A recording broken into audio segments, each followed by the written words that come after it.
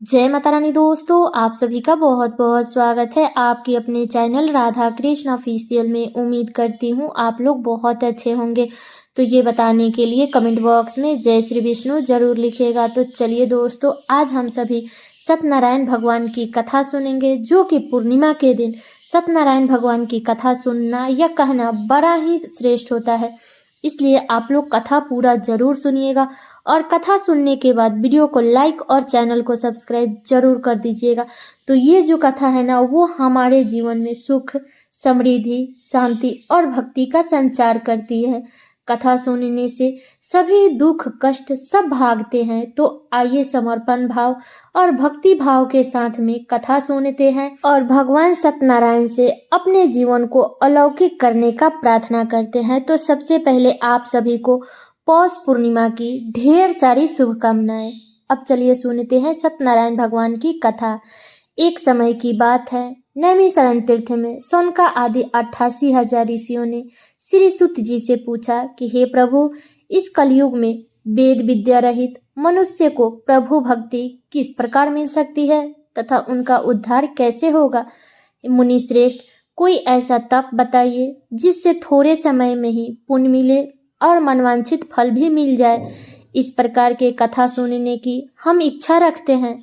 सर्वशास्त्रों के ज्ञाता सूत जी बोले, हे वैष्णवों में पूज्य, आप सभी ने प्राणियों के हित की बात पूछी है, इसलिए मैं एक ऐसे श्रेष्ठ व्रत को आप लोगों को बताऊंगा जिसे नारद जी ने लक्ष्मी नारायण जी से पूछा था और लक्ष्मीपति ने मुनि श्रेष्ठ नारद जी से कहा था।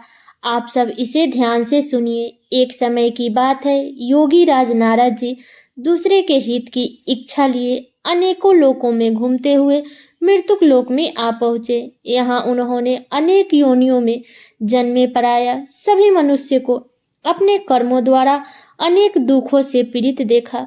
तो उनका दुख देख करके नारद जी सोचने लगे कि कैसा यत्न किया जाए जिसके करने से निश्चित रूप से मानव के दुखों का अंत हो जाए। इसी विचार पर मनन करते हुए वह विष्णु लोक गए।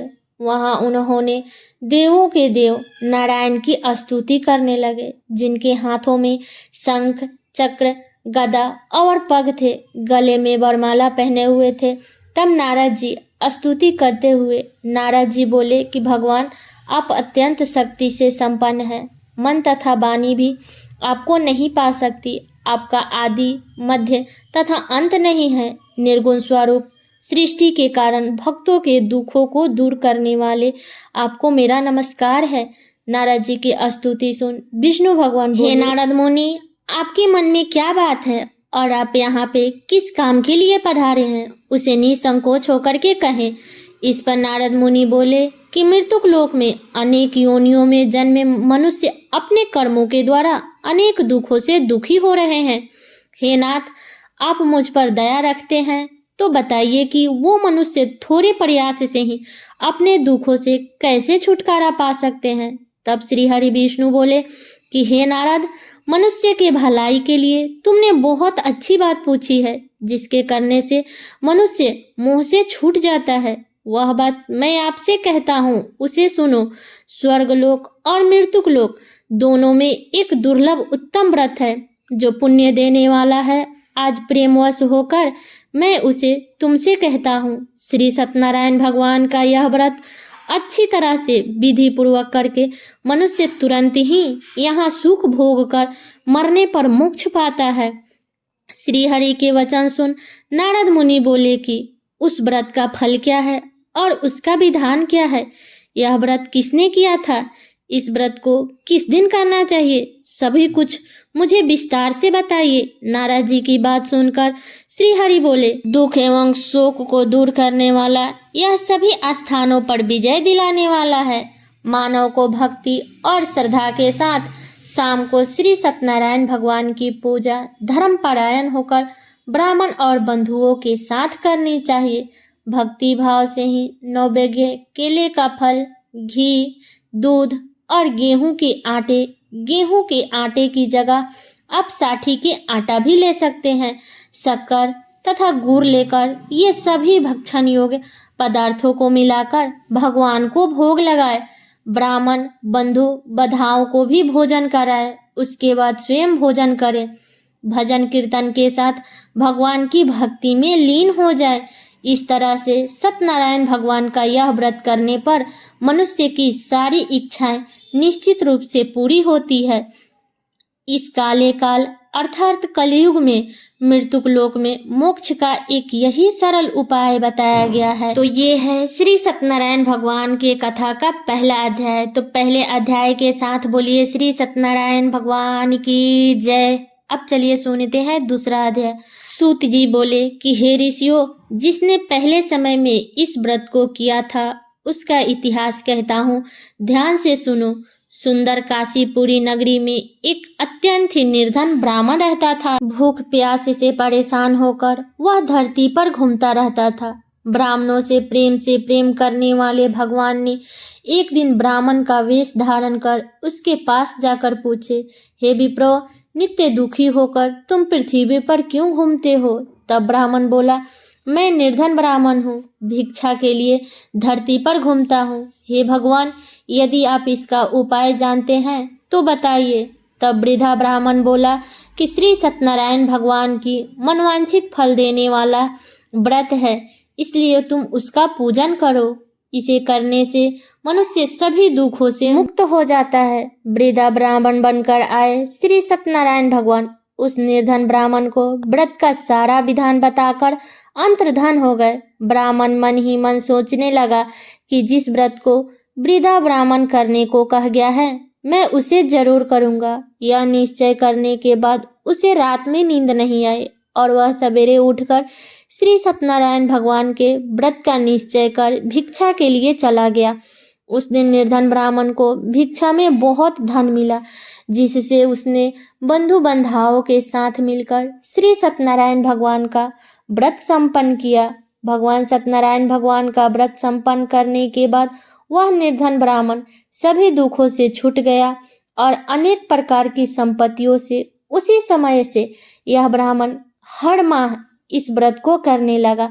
इस तरह से सत्यनारायण भगवान के व्रत को जो मनुष्य करेगा वह सभी प्रकार के पापों से छूटकर मोक्ष को प्राप्त होगा। जो मनुष्य इस व्रत को करेगा वह भी सभी दुखों से मुक्त हो जाएगा।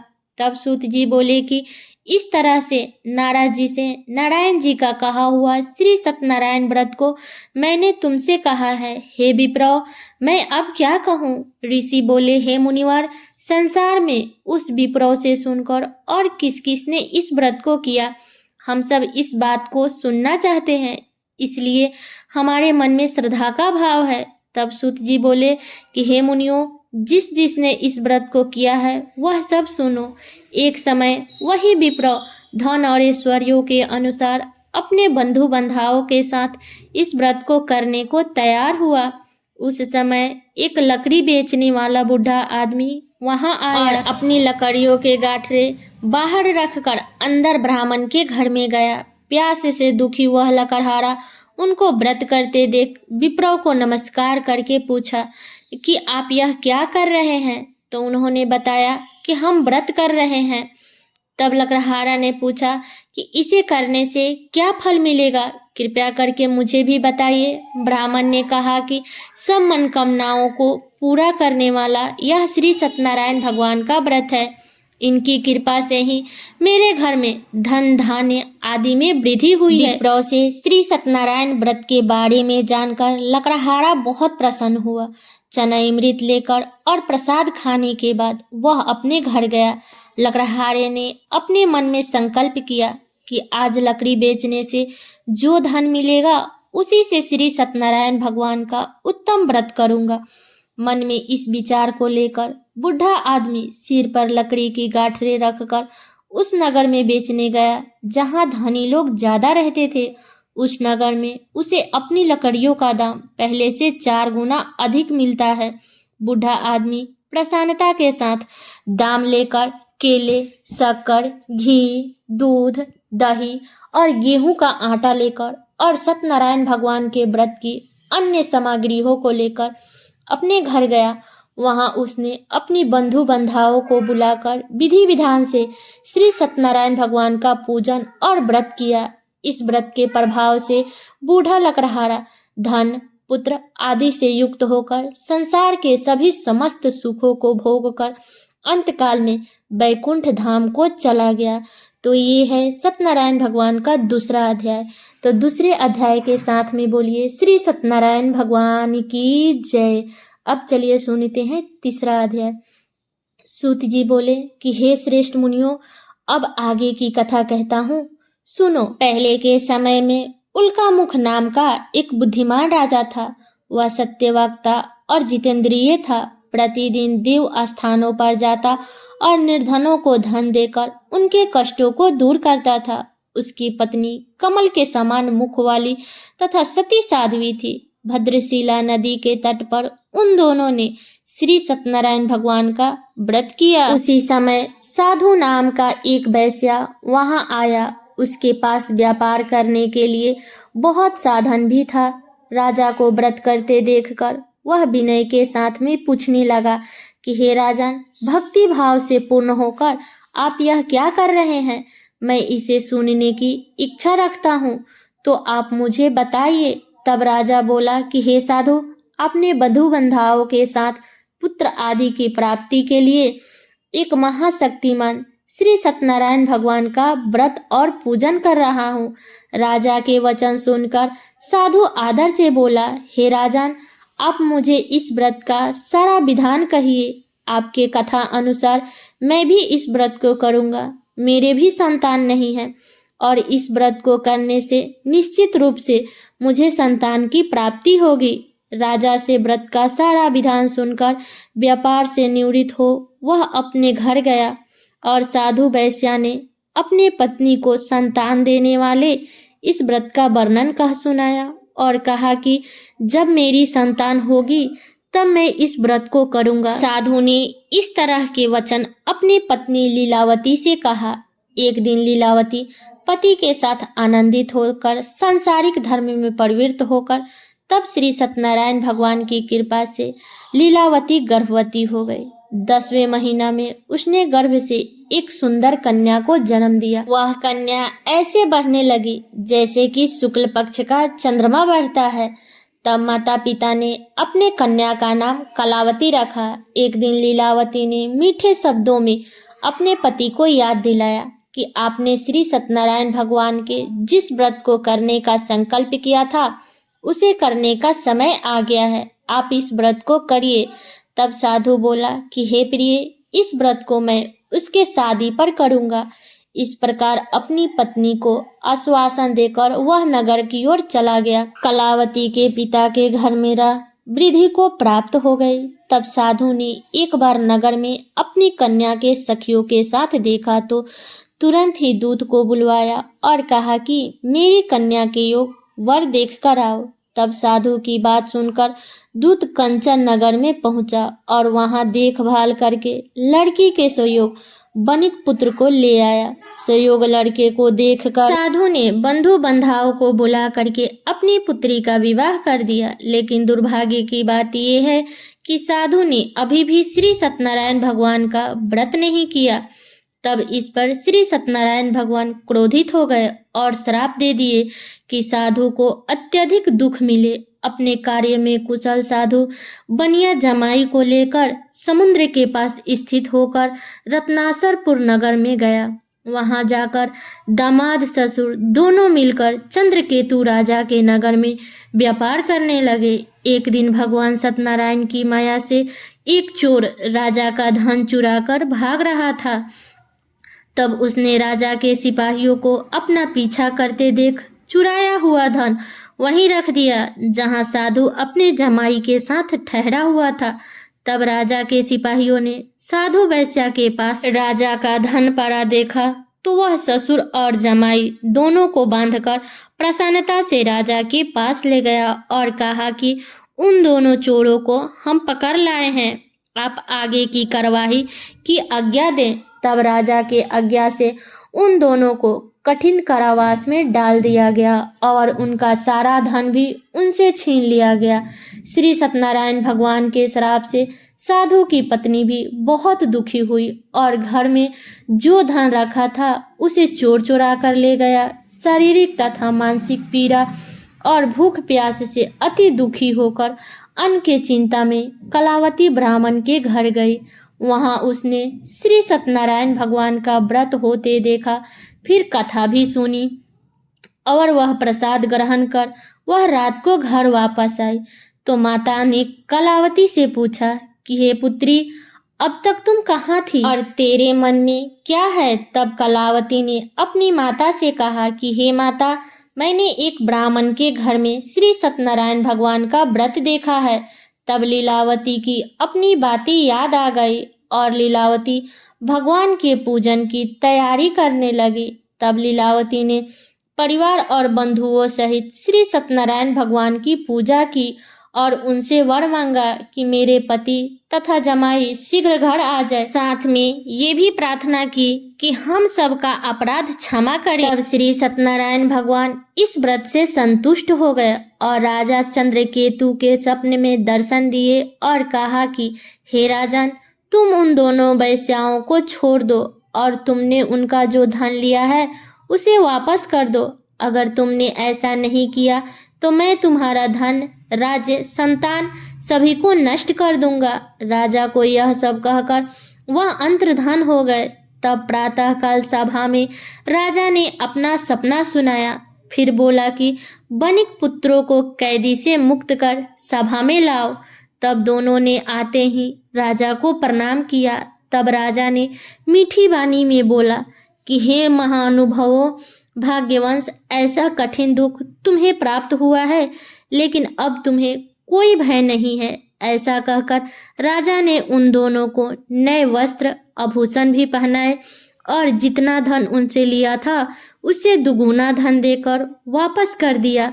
तब दोनों वेश्या अपने घर को चल दिए। तो ये है श्री सत्यनारायण भगवान के तीसरा अध्याय। तो तीसरे अध्याय के साथ में बोलिए श्री सत्यनारायण भगवान की जय। अब चलिए सुनते हैं चौथा अध्याय। सूत जी बोले कि वेश्या ने मंडलाचार कर अपनी यात्रा आरंभ की और अपने नगर की ओर चल दिए।